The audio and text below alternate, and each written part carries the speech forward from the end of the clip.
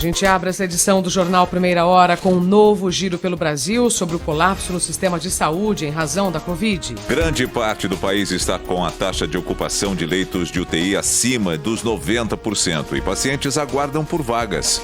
Na região norte, os estados estão à beira do colapso. As informações chegam com Maurício Max. Bom dia, Maurício. Bom dia, Isabela. Bom dia aos ouvintes da Bandeirantes. A grave crise de saúde em vários estados da região norte deixa as autoridades locais preocupadas com o avanço da pandemia da Covid-19. No Amapá, o sistema de saúde do estado tem ocupação em mais de 90% de leitos e evolução rápida de pacientes graves. O secretário de Saúde, Juan Mendes, foi enfático ao afirmar à população nesta quinta-feira que o estado está à beira de um colapso. Nós estamos muito próximos do nosso limite operacional e nós temos que alertar a população que estamos realmente à beira do colapso. Os estados vizinhos, Rondônia e Roraima, passam por momentos mais críticos com todos os leitos de UTI ocupados e pacientes estão em filas no aguardo por uma unidade. No Amazonas, apesar da queda em números da pandemia, o estado também ainda tem fila de pacientes que precisam de leitos e a taxa de ocupação nas UTIs está acima de 80%. Volto com você. Obrigada, Maurício. No Nordeste, o governador do Ceará decretou lockdown em todo o estado a partir deste sábado até 21 de março. A taxa de ocupação dos leitos de UTI passa dos 90%. Na Bahia, a gravidade não é diferente. O repórter Arthur Queiroz traz os detalhes. Oi, Isabela, bom dia. A Bahia tem ocupação de 88% nos leitos de UTI adulto exclusivos para o tratamento da Covid-19. Nas UTIs pediátricas, a ocupação é de 64%.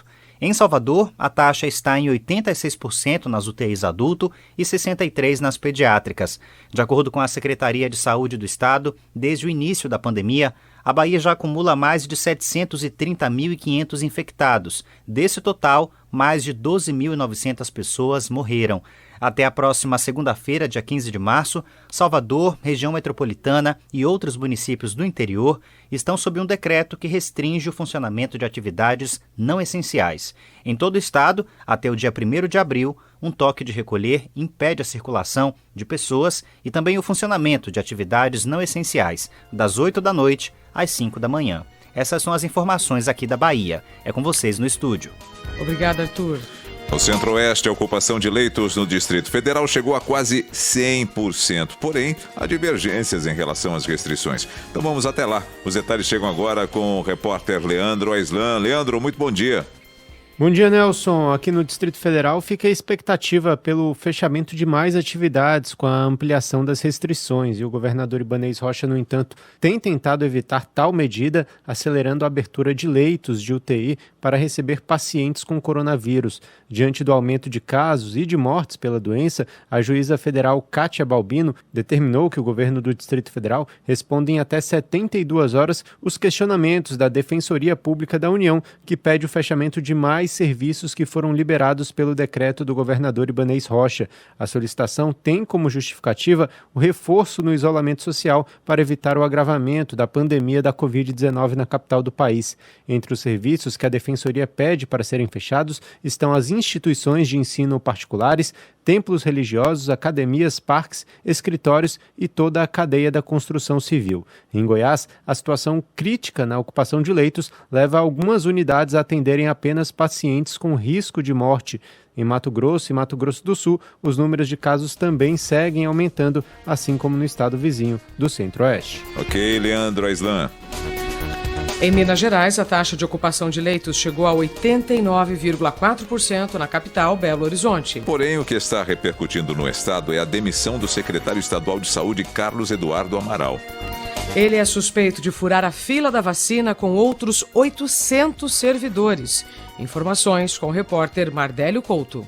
Após escândalo dos fura-filas, o governador de Minas, Romeu Zema, demite o secretário estadual de saúde, Carlos Eduardo Amaral. A informação foi publicada pelo governador na noite desta quinta-feira em uma conta oficial na internet. A situação ficou insustentável após a divulgação de que mais de 800 servidores, incluindo o secretário, teriam furado a fila de imunização em Minas. Horas antes da demissão, questionado pelo jornalismo da Band se estava confortável no cargo, Amaral afirmou que sim. Em relação a permanecer na secretaria, isso é um cargo de confiança do governador. Eu tenho certeza absoluta que eu não fiz nada errado do ponto de vista de legalidade, então, neste momento, eu me sinto confortável sim. Naturalmente, é um cargo de confiança do governo, né? Então eu preciso sempre estar próximo do governador. Uma CPI foi instalada para investigar as supostas irregularidades. O Ministério Público também investiga o caso e deu um prazo de 5 dias ao governo para ter acesso à lista com os nomes dos servidores vacinados. No Rio de Janeiro, a taxa de ocupação dos leitos na capital fluminense chegou a 90%. Informações, com o repórter Maurício Bastos. Bom dia, Maurício. Bom dia, Isabela. Bom dia, você ouvinte da Rádio Bandeirantes. O governador em exercício do Rio, Cláudio Castro, se reúne na manhã desta sexta-feira com prefeitos e empresários para discutir medidas de combate à Covid-19. Após os encontros, Castro deve anunciar os detalhes sobre a determinação ou não de restrições no estado. Esse anúncio acontece um dia após a capital voltar a registrar fila de espera para vagas em leitos de UTI destinados à Covid-19. O número de pessoas que aguardavam por um leito chegou a 32. O Rio tem taxa de ocupação de leitos de UTI de 90%. Já o estado tem taxa de ocupação de 73% em leitos intensivos e de 52,6% em leitos de enfermaria. Voltamos aos estúdios da Rádio Bandeirantes. Obrigada, Maurício.